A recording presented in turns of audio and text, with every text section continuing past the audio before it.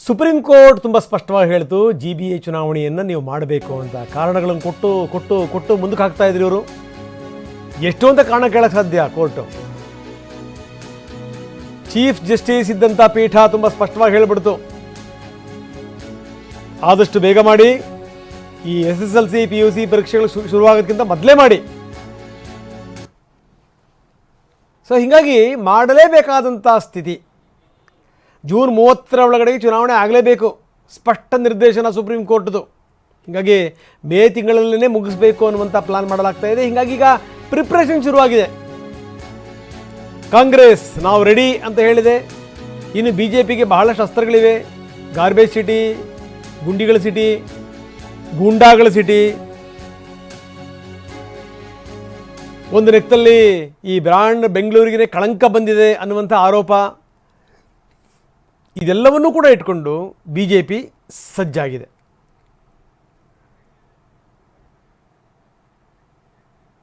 ನಾವು BJP ಮೊದಲಿಂದನೂ ಚುನಾವಣೆ ಮಾಡಿ ಅಂತಾನೆ ಹೇಳ್ತಾ ಇದ್ದೀವಿ.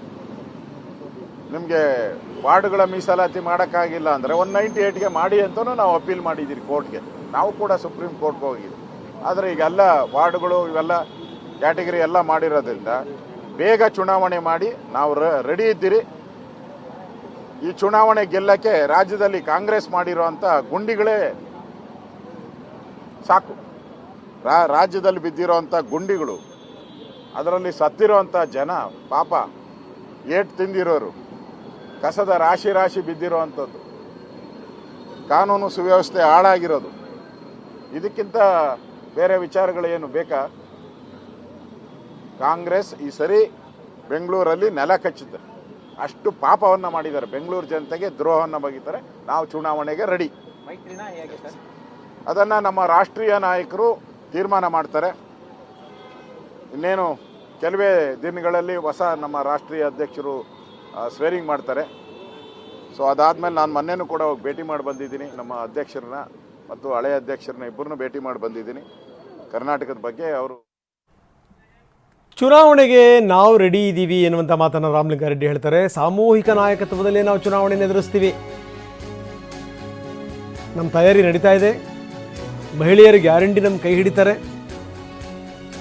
ಸ್ಥಳೀಯರು ಯಾರನ್ನು ಅಪೇಕ್ಷೆ ಪಡ್ತಾರಲ್ಲ ಅವ್ರನ್ನ ಕಣಕ್ಕಿಳಿಸ್ತೀವಿ. ಮೇ ತಿಂಗಳಲ್ಲೇ ಈ ಚುನಾವಣೆ ಮುಗಿದು ಹೋಗುತ್ತೆ. 5 ವರ್ಷಕ್ಕೊಮ್ಮೆ ನಡೀಬೇಕು. ಮುಂದಿನ ದಿನಗಳಲ್ಲಿ ಹಂಗೆ ನಡೆದ್ರೆ ಒಳ್ಳೇದಾಗುತ್ತೆ ಅಂತಾರೆ ರಾಮಲಿಂಗಾರೆಡ್ಡಿ. ಬನ್ನಿ ಏನು ಹೇಳ್ತಾರೆ ಸಚಿವರು ಕೇಳೋಣ. ಈಗ GBA ಎಲೆಕ್ಷನ್ ಮಾಡೋದಕ್ಕೆ ಸುಪ್ರೀಂ ಕೋರ್ಟ್ ಆರ್ಡರ್ ಮಾಡಿದೆ ಸರ್. ಜೂನ್ 30 ಅಂತ ಹೇಳಿದ್ದಾರೆ. ಅದರ ಮೇ ತಿಂಗಳಲ್ಲಿ ಎಲೆಕ್ಷನ್ ಮುಗಿದೋಗುತ್ತೆ. ಏಪ್ರಿಲಲ್ಲಿ ಎಕ್ಸಾಮ್ಸ್ ಎಲ್ಲ ಮುಗಿದಿರುತ್ತೆ. ಮೇನಲ್ಲಿ ಚುನಾವಣೆ ಆದರೆ, ಯಾಕೆಂದರೆ ಜೂನ್ಗೆ ಏನಾಗುತ್ತೆ, ಮಳೆ ಸ್ಟಾರ್ಟ್ ಆಗಿಬಿಡುತ್ತೆ. ಅದರಿಂದ ಬಹುತೇಕ ಮೇನಲ್ಲಿ ಮುಗಿಯುತ್ತೆ. ಮೇ ಅಷ್ಟೊತ್ತಿಗೆ 5 ವರ್ಷ 8 ತಿಂಗಳಿಲ್ಲದೆ ಜನಪ್ರತಿನಿಧಿಗಳಿಲ್ಲದೆ ಮಹಾನಗರ ಪಾಲಿಕೆ ನಡ್ಕೊಂಬಂದ್ಬಿಟ್ಟಿದೆ.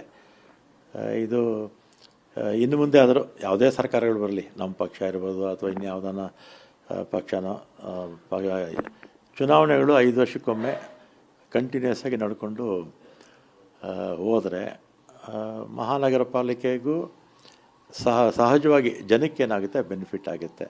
ಈಗ ಸೊ ಇದು ಸಂಗತಿ. 5 ವರ್ಷಕ್ಕೊಮ್ಮೆ ಚುನಾವಣೆ ನಡೀಬೇಕು. ನಿಜ ಮಾಡೋರು ಯಾರು? ಕಾರಣಗಳನ್ನು ಒಡ್ಡಿ ಮುಂದಕ್ಕೆ ಹಾಕ್ತಾ ಬಂದು ಈ ಮಟ್ಟಕ್ಕೆ ತಂದು ನಿಲ್ಲಿಸಿರಿ. ಇನ್ನಾದರೂ ಕೂಡ ಸರಿಯಾಗಬೇಕು ಈ ವ್ಯವಸ್ಥೆ.